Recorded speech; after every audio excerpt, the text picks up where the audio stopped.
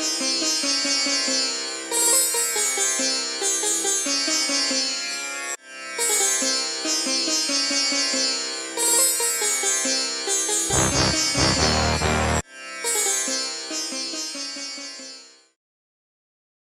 morning and welcome to this special program celebrating the World Heritage Week. The World Heritage Week is celebrated every year by the UNESCO, which is an agency of the United Nations organization all over the world. And in India, the same is celebrated by the Archaeological Survey of India. International Heritage Day is a landmark for the protection, restoration and conservation of World Heritage Sites. Heritage is our legacy from the past to the posterity. In fact, both cultural and natural heritage are indispensable as they are sources of life that inspire our present perception of life.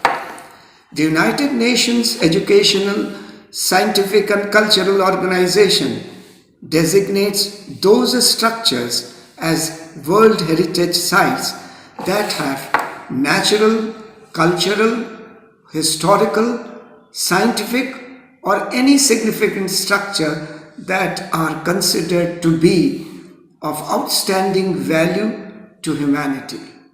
For example, the Taj Mahal has been selected as a cultural heritage site because it represents a masterpiece of human creative genius. I repeat, it represents a masterpiece of human creative genius. Secondly, it bears a unique and exceptional testimony to a cultural tradition or to a civilization, quote, which is living or which has disappeared, unquote.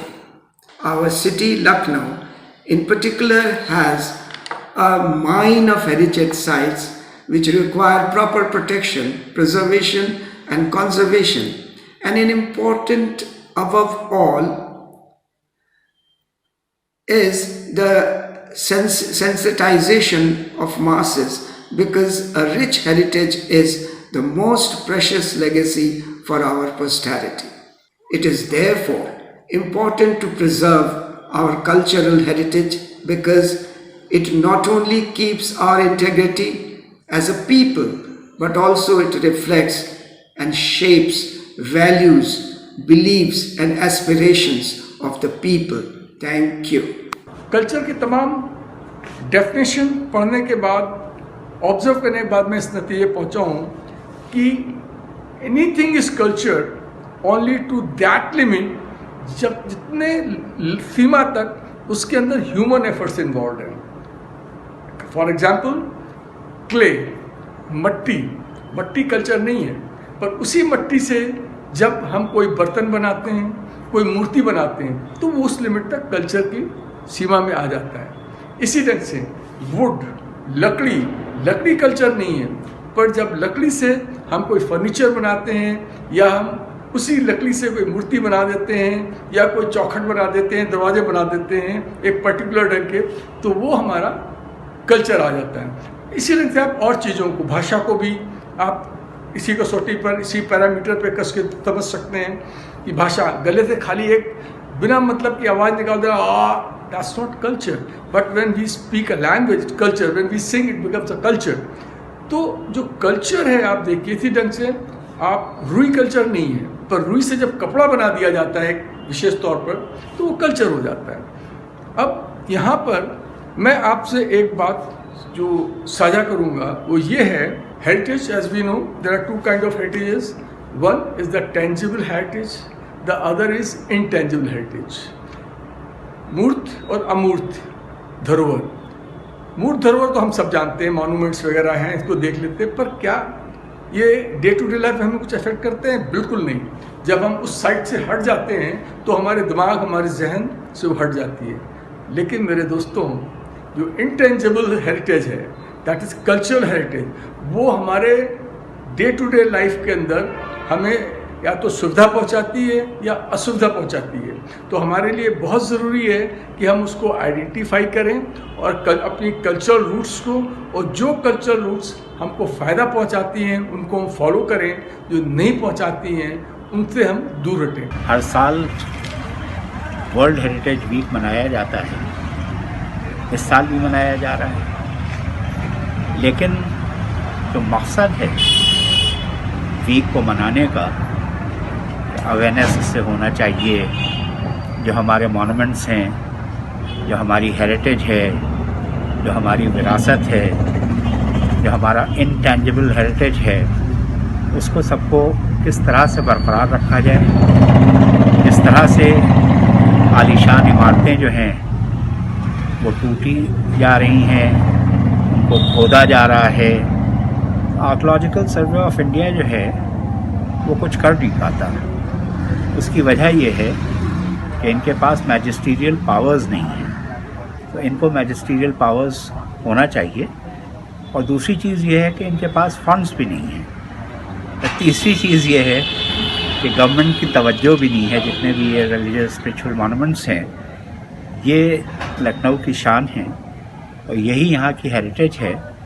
जो शख्स लखनऊ आता है तो वो इन्हीं इमारतों को देखने के लिए आता है, लेकिन इसके ऊपर कोई तवज्जो नहीं है। हम इस पर फ़ख्र करें कि हमारे पास क्या क्या है, और अपनी तरफ से जो कुछ हो सकता है, अगर हम बना नहीं सकते तो कम से कम उसको मिटाएं ना। जो टूरिस्ट आते हैं उस पर स्क्रिबलिंग करते हैं, तरह तरह के उसके ऊपर निशानात बना देते हैं, इससे भी परहेज़ करें और गुरेज करें। और टूरिज़्म के लिए और ख़ास तौर से इन मॉन्यूमेंट्स के लिए एक स्पेशल फ़ंड होना चाहिए। लोगों को तालीम देना चाहिए। जो यहाँ के ऊपर मेसन्स हैं वो बहुत कम रह गए हैं। I am Sanobar Haider, heading the Department of History at Maharaja Bijli Pasi Government Postgraduate College, and this program is an effort on our part towards sensitizing the youth and especially our students towards the importance of heritage and creating awareness for the protection and preservation of our rich heritage. Today, this pleasant morning, we have the privilege and pleasure to have with us Mr. Roshan Taki. Taki Sahab is a historian and an established authority over the history of this legendary city of Lucknow. So, today we shall be talking about the Neel Gate, which we can see in the background. This gate has its own history and its own importance, and the most important fact is that it is associated with the first war of Indian independence. So now we shall be talking to Taki sir about heritage, history and the Neel Gate.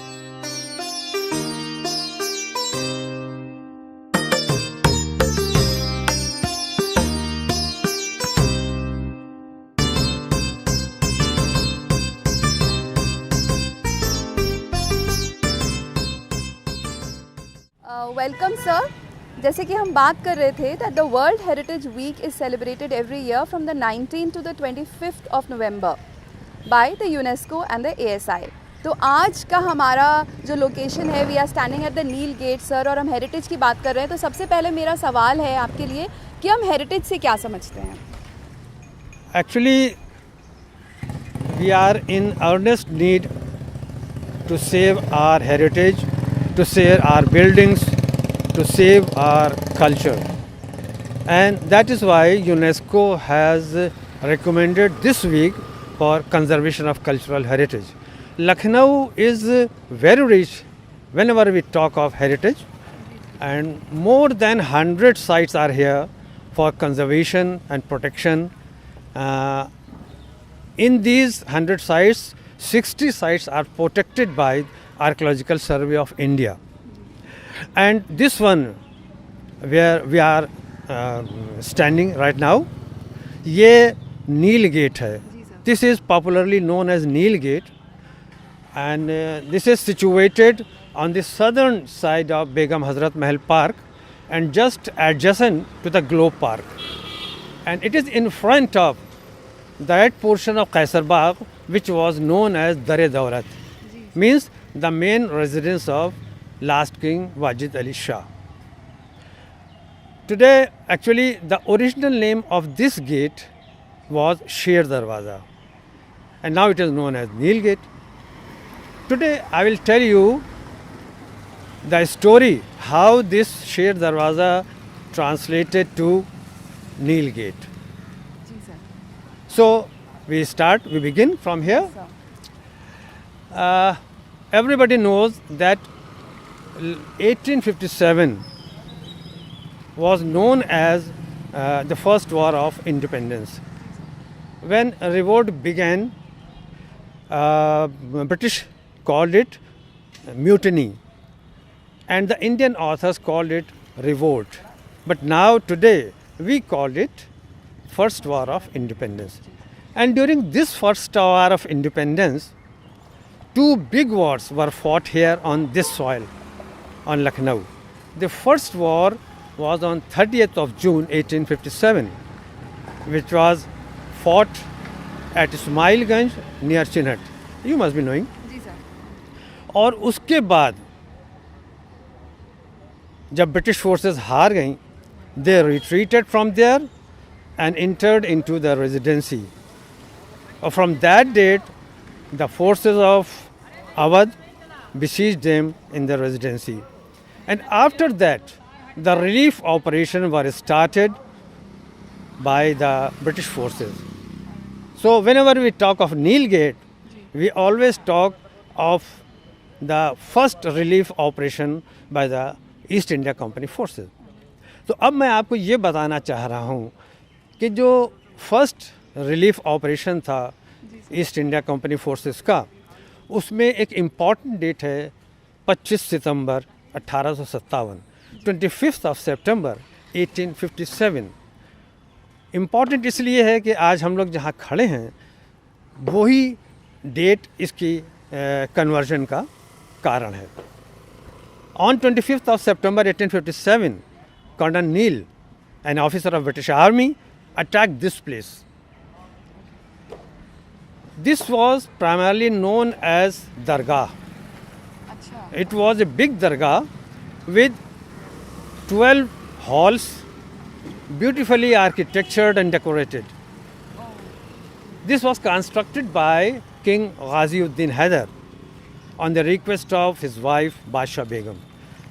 Basha Begum ने अपने husband king Ghaziuddin Haider से ये कहा कि मैं चाहती हूँ कि यहाँ छतर मंजिल के पास ही एक दरगाह हो जहाँ मैं बराबर जाती रहूँ और वहाँ पर लोगों की खिदमत करती रहूँ. इसलिए यहाँ के ऊपर ये दरगाह की तामीर हुई और ज़रूरी था. और उसके बाद ही इसमें कुछ ऐसे कॉलोनी टाइप के रूम्स बनाए गए जिसको कहा जाता था प्लेसेस ऑफ डेस्टिट्यूट्स, और more than 40 destitute families were lived here. और this was the route of British Army. तो you see, ये जो आप देख रही हैं रास्ता, there was no road. उस टाइम पर ये रोड नहीं थी. और ये दरगाह का पोर्शन और ये दर दौलत कनेक्टेड थे with an arched floor, what we called डांट. 25th of September को जो अवध फोर्सेस की सबसे इम्पॉर्टेंट रेजिमेंट थी, regiment of Janisar, and Mahmood Mirza was leading them. वो जानिसार रेजिमेंट यहाँ मौजूद थी जब कर्नल नील ने अपनी रेजिमेंट के साथ यहाँ हमला किया. एंड हिस्ट्री टेल्स अस, तारीख़ हमें बताती है कि 251 इंडियन फ़ौजी इसमें यहाँ शहीद हुए. और मैंने इस बात के लिए ASI से रिक्वेस्ट भी की थी कि एटलीस्ट एक प्लाक यहाँ ऐसा लगा दिया जाए जिसमें ये हिस्ट्री हो कि ये 251 इंडियन फोर्सेस के सिपाही शहीद हुए थे.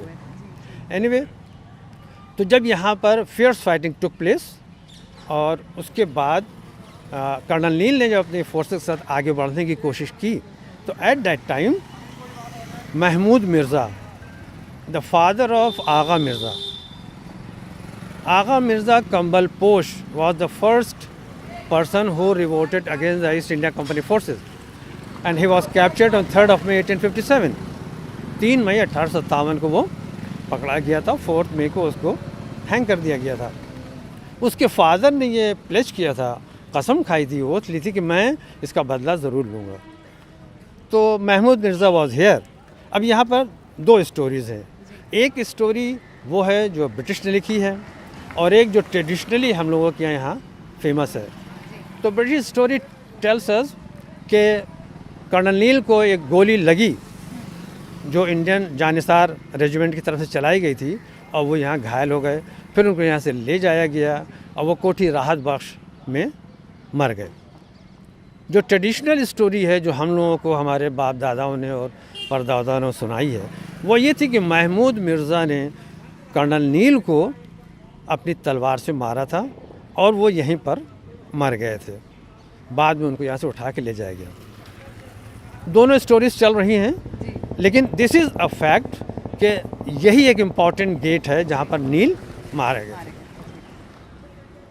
जब ब्रिटिश गवर्नमेंट का पूरा कब्ज़ा हो गया पूरे अवध के ऊपर, तब उन्होंने अपने आप को इनोसेंट दिखाने के लिए जो बिल्डिंग यहाँ बनी हुई थी उसको तो ज़मींदोज़ कर दिया, रेस्ट टू द ग्राउंड, लेकिन ये गेट बाकी रखा और इसको प्रिजर्व भी किया। क्यों किया? ताकि वो ये कहानी सुना सकें कि देखिए हमारे जो ऑफिसर्स थे कितने बहादुर थे, कितने इनोसेंट थे कि उन्होंने एक रिलीफ ऑपरेशन में अपनी जान गंवा दी। लेकिन उसका जिक्र कहीं नहीं होता जो एक पूरी रेजिमेंट, जानिसार रेजिमेंट ने अपने आप को यहाँ जानिसार किया। वाकई जानिसार नाम हो गया उनका।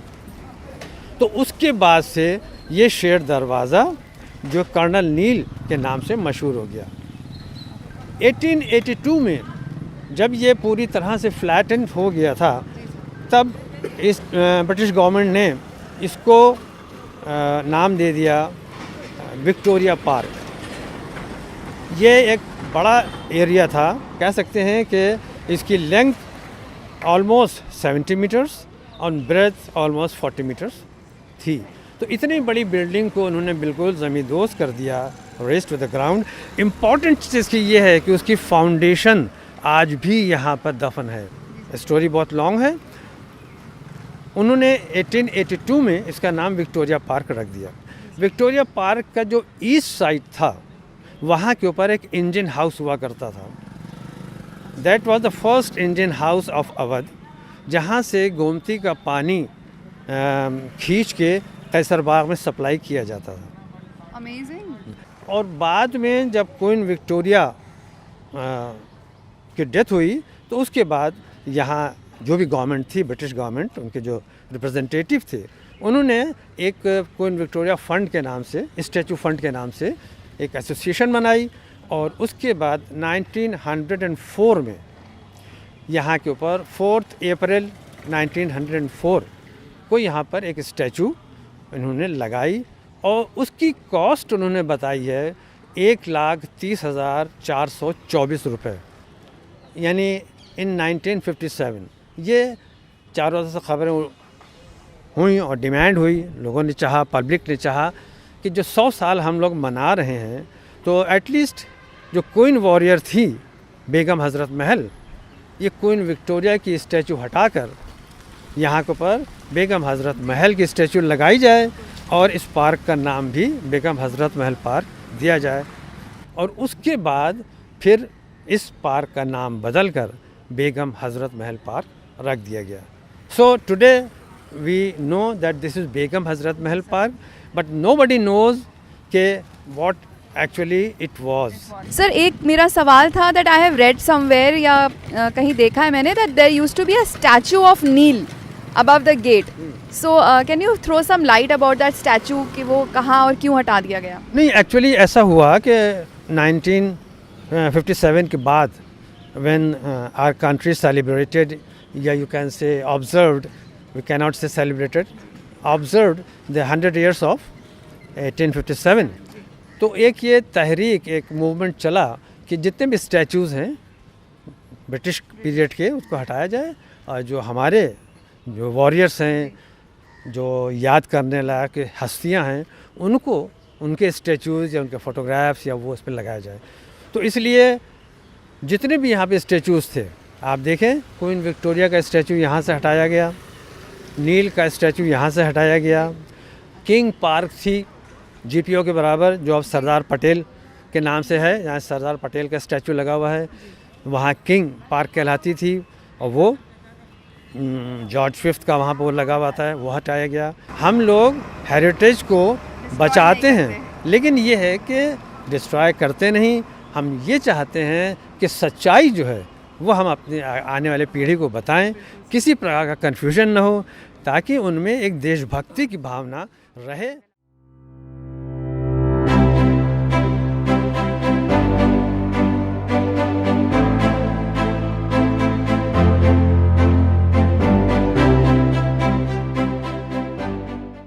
सर, आपने बहुत ही वैल्यूबल और इंटरेस्टिंग इन्फॉर्मेशन हमें दी अबाउट दिस नील गेट, और आपने हमें ये भी बताया कि इसको किसी ज़माने में शेर दरवाज़ा कहा जाता था। So I would request you to please tell us कि इसका नाम शेर दरवाज़ा कैसे पड़ा होगा। हाँ, बहुत अच्छा क्वेश्चन पूछा आपने। देखिए क्या है, शेर दरवाज़े के मतलब यही ये सिंबलाइज करता है कि कुछ ना कुछ रिलेशन शेर से है। बिल्कुल। और हिस्ट्री हमको ये बताती है कि जैसा हमने अभी आपको बताया कि यहाँ जो दरगाह थी उसमें 12 बड़े हॉल्स थे और टूम्स थे उसमें। तो उसमें सबसे बड़ा टूम जो था वो हज़रत अब्बास अलैहिस्सलाम के नाम से था, और चूँकि हज़रत अब्बास को कहा जाता है शेर की तरह से, और उन्हीं के नाम पर इस दरगाह का जो गेट था उन्हीं के नाम पर शेर दरवाज़े के लिए जाना जाने लगा। ये इसका नाम शेर दरवाज़ा है, ये कमोमरेटिव गेट बन गया लेटर ऑन जब इसका नाम नील गेट पड़ा। लेकिन फॉर अ गेटवे कुछ हाइट कम नहीं है इस गेट की sir? Very good question and very important in history. देखिए इसका आंसर बहुत लंबा है, but I tell you in short, जिसको हिंदी में कहते हैं संक्षिप्त में मैं आपको बता देता हूँ। जब ब्रिटिश गवर्नमेंट का पूरा कब्ज़ा हो गया लखनऊ के ऊपर, दे स्टार्टेड डिमोलिशन, और as Tarikh Awadh and history told us कि almost 3/4 of Lucknow was razed to the ground. जो एक बड़ी बड़ी सड़कें निकाली गई चौड़ी सड़कों के नाम के ऊपर, उसका और जो इमारतें जो बिल्डिंग्स रेज़ की गई उनका मलबा नहीं उठाया गया, और वो मलबा वहीं पड़ा रहा। जब यहाँ पर वो बिल्डिंग रेज़ की गई, दरगाह जो थी, और उसका मलबा यहीं बराबर करके कर दिया गया। गेट को बचाना था तो गेट को उन्होंने रखा तो, but they never bordered about its level और अदर थिंग। पहले तो मलबा यहाँ पड़ा रहा, उससे कुछ लेवल रोड का ऊंचा हुआ, इसका लेवल नीचा होता रहा, और धीरे धीरे उसी पर रोड बनती गई। तो हुआ ये कि अब रोड ऊंची है और गेट का लेवल कम हो गया। And that is why I think observation of the Heritage Week is very important for sensitizing the youth and others also, that how and why we should protect our heritage and why we should believe in the protection of our monuments which we have inherited from the past. I just wanted to know what is the material used in the construction of this gate. It is similar to the other monuments of Lucknow.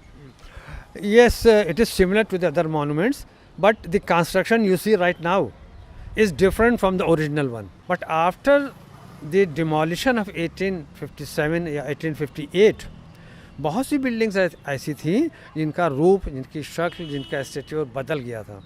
तो उनको preserve करने के लिए ज़रूरी था, क्योंकि British को बार बार मैं कह रहा हूँ कि अपनी इनोसेंस दिखाना थी, उन्होंने उसको मेंटेन तो रखा, लेकिन उन्होंने वो मटेरियल यूज़ नहीं किया।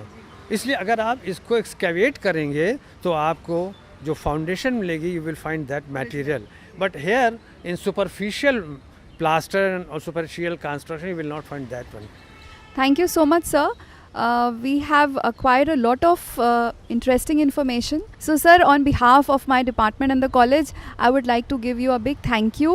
Thank you so much for joining us, and thank you so much for sparing your valuable time on this pleasant morning and also sharing a very good piece of information about the gate.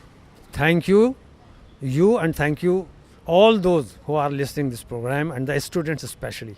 Thank you so much, sir. देखिए ये एक कथा है जो पूरी उस ज़माने की और डिमोलिशन की तासी करता है, बिल्कुल रिप्रेजेंट करता है।